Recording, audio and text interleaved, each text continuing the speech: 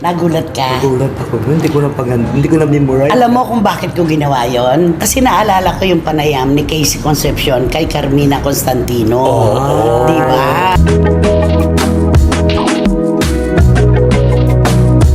Sabi niya noon pa naman, sinasabi ko na hindi ako talaga 100% na belong sa magkabilang pamilya.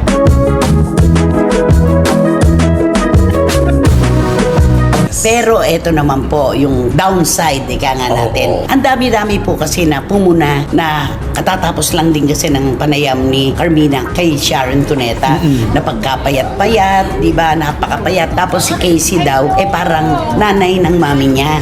Casey Concepcion, napakamalang nanay ni Megastar Sharon Cuneta.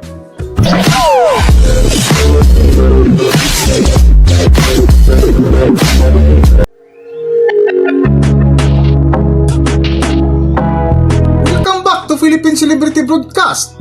Nitong nakalipas nga ng mga buwan ay sunod-sunod ang interview ni Megastar Sharon Cuneta na kung saan maraming napahanga sa kanyang bagong figura na mula sa malasyupaw na mukha ngayon ay napakaseksi na. Sa vlog nga ng bitira ng kolonista na si Christopher Min ay isa ito sa kanilang napakainit na paksa na kung saan pinuri nila ang anak ni Megastar Sharon Cuneta na si Casey Concepcion na humarap din sa isang interview na kung saan maraming humanga sa kagandahan ng dalaga na kahit saang anggulo kitang-kita mo na lumulutang ang kagandahan. Nagulat ka? Nagulat ako. Hindi ko na-memorize. Alam mo kung bakit ko ginawa yon? Kasi naalala ko yung panayam ni Casey Concepcion kay Carmina Constantino. Di ba? Impromptu yun. Pinagpalit niya. Si Casey ang nag-open ng show, tapos si Carmina ang nag-interview sa kabuuan. Kaya ako ginawa yun sa'yo. Napanood mo ba yun? Napanood ko yun, no, pero siyempre, hindi ko naman ganun ka ang style niya.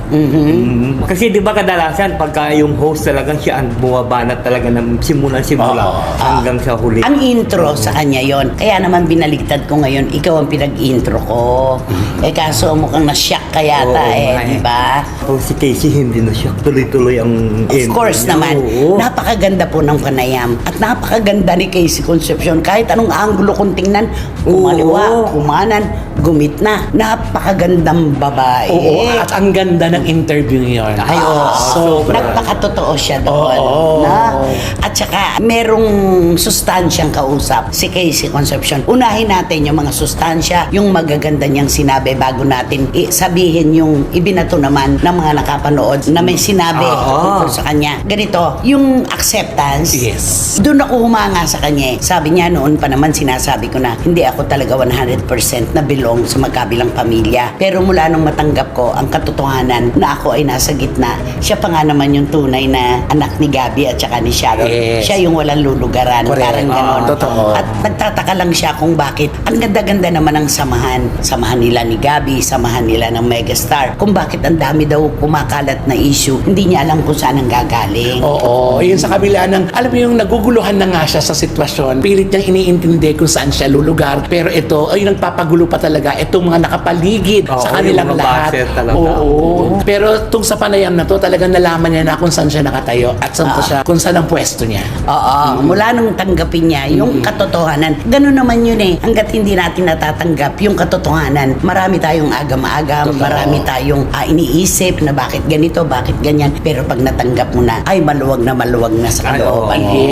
Kaya kasundo niya yung side ng papa niya, side ng mami niya, okay din. Yun ang kahit saan siya ngayon pumunta, welcome na welcome siya. At least naliwanagan na yung mga baser, yung mga gumagawa-gawa ng kwento. Malinaw na malinaw ang sinasabi ni Casey sa kanila. Para sa inyo yun ang mga sagot ni Casey doon sa mga tanong. At saka, akala kasi natin kapag artista, kapag ka anak ka ng isang Sharon Cuneta, ng isang Gabby Concepcion, kompleto ka na, pagkaganda-ganda ng buhay mo. Tao lang din si Casey. At saka nakikita mo kasi hindi yun ang kailangan niya Sa panahon nung naghahanap siya. Hindi yun ang kailangan niya. Marangyang buhay. Hindi yun ang kailangan niya, yung kabuuan. Napaka-low-key nga Sobra. Wala nga siyang kasambahay Diba? Uwian ng kasambahay niya. Ang kasama niya, dalawa niyang alagang fur babies. Pero alam mo, nararamdaman ko talaga yung nararamdaman niya. Yun yung dating nararamdaman niya. Kaya gano'n na lang, kagulo yung iniisip niya. Pero ngayon, panatag Alam mo, na. napanood ko yung Casey Diaries niya, yung naglagay siya ng yelo doon sa bathtub. Oo. Tapos lumusong Lumusong siya, siya. yun daw ang magandang pampagising. Tapos biglang naman siya, biglang init naman. Oo. Di ba? Ang ganda-ganda. Yung kanyang mga ginagawa para sa kanyang katawan, ipinakikita niya sa publiko. Yes. Yun. Sa patuloy nga ng kwentuhan ni na Christopher Min ay napakomento sila sa mga taong pumuna sa figura ngayon ni Casey Concepcion na ayon pa sa ibinahagi ni Christopher Min ay ang ukol sa downside ni Casey Concepcion na napakamalang nanay ng kanyang inang si megastar Sharon Cunita dahil sa kanyang katawan. Para sa buong kwento, narito ating panoorin ang video. Pero eto naman po, yung downside, ika nga natin. Oo. Ang dami-dami po kasi na pumuna na katatapos lang din kasi ng panayam ni Carmina kay Sharon Cuneta na pagkapayat-payat, di ba, napakapayat. Tapos si Casey daw, parang nanay ng mami niya. Parang ganon. Kasi nga po, may kalakihan naman po talaga. Malusog. Si Casey, malusog po siya talaga. Kasi may PCOS naman siya. Oo, may intindihin natin problema. yun. Parang kay Angel Locsin. Yes, di ba? totoo, totoo. Alam naman yan, open naman yan. Kaya Palagay lang, ko hindi makakaya yun ng mga diet at saka ano. Hindi. Kasi sa loob sa yan loob yun. Oo. Pagdadaanan niya, meron siyang mga gamot na kailangan ng kanyang health na ikalalaki niya. Hindi maiiwasan talaga. Pampalaki Yes. talaga. Pero naman, bumubukas-bukas nga naman yun dito sa kalusugan niya. Pero wag na po siguro nating pansinin yun. Tingnan na lang naman natin yung sustansya ng utak niya at saka yung ganda niya. Yun na. Tsaka, kailan ba nagkaroon ng issue na maldita, suplada, si Casey, di ba? Ay, wala sila may maano nun. Sinasabi nga nila, pag nakikita nila si Casey, napakagmagiliw. Oo. Hindi, tsaka napaka-mapagkumbaba. Sobra. Bihirang-bihira po yung ganun na ipinanganak ka, showbiz royalty ka, pagkatapos may kaya ang pamilya na kinabibilangan mo. Pero siya yung lumaki na. Maganda rin ang palaki ni Sharon eh. Oo. Maganda talaga ang palaki ni Sharon kay Casey. Yung bata, alam niya kung saan siya pupunta at tatayo. Nakaapak ang paa sa lupa. Oo. At saka, of course, sumalangit nawa ang mamita. Yes. Diba? Ay, sobra. Si Mami Elaine. Isa ring malaking Si Mami impluwensya ni Elaine, Mami oo. Elaine. Napakahalaga ni Mami Elaine kay Casey, ano? Lagi niyang bukang bibig si Mamita, hanggang sa pumanaw si Mamita. Sila ni Sharon talaga, iisa talaga ang kumpas ng kanilang direksyon. Totoo. Yun ang maganda doon. Yung sinasabi nila, ang laki-laki mo, parang nanay mo pa yung nanay mo. Mga ganon. Sana po alamin natin, mag-research po tayo. Oo. Hindi po talaga siya liliit. May PCOS po siya. Correct. Meron po siyang dinaramdam na merong lunas na mga gamot. Pero yun pong mga gamot na yun ay magpapalaki sa kanya. Totoo. Marami pong ganyang kaso na habang iniinom, habang lumalakas naman sila at nalalabanan, naa-arrest yung sakit, Yes. lumalaki naman sila.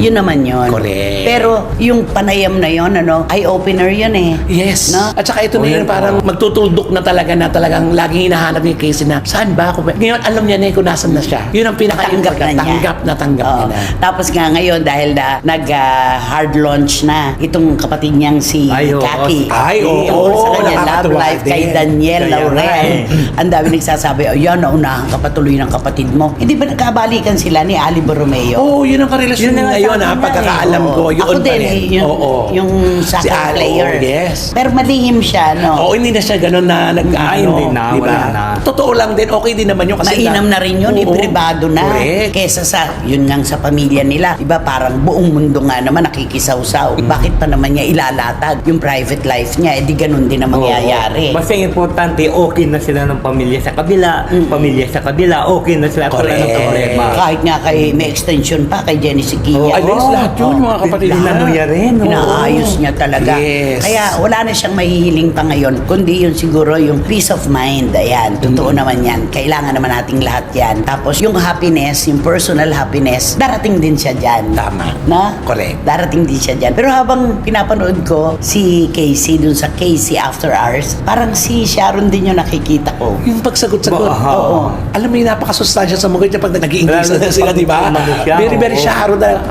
O pag ngumiti-ngiti siya Oo. ng ganyan, talagang Sharon na Very Sharon. Pag nagpaliwanag na siya, pag gumanyan na siya, alam mo talaga yung iniisip niya yung sinasabi niya. Alam mo yun? At saka yung kay Senator Kiko Pangilinan, I call him Dad. Yeah. Sabi niya, yan. Papa kay Gabi, I call him Daddy. Di ba yung respeto naroon? Kaya wag na po nating pansinin yung kanyang katawan. Isipin na lang po natin na may dahilan kung bakit. Yun. Tama. Ano ba masasabi mo? Can you please talk to Casey in English, ha? Hanggang dito na lang muna ang ating video at kung nagustuhan nyo, huwag kalimutan mag-subscribe at pindutin nyo na rin ang notification bell para ma-notify ka sa ating susunod na video. Maraming salamat!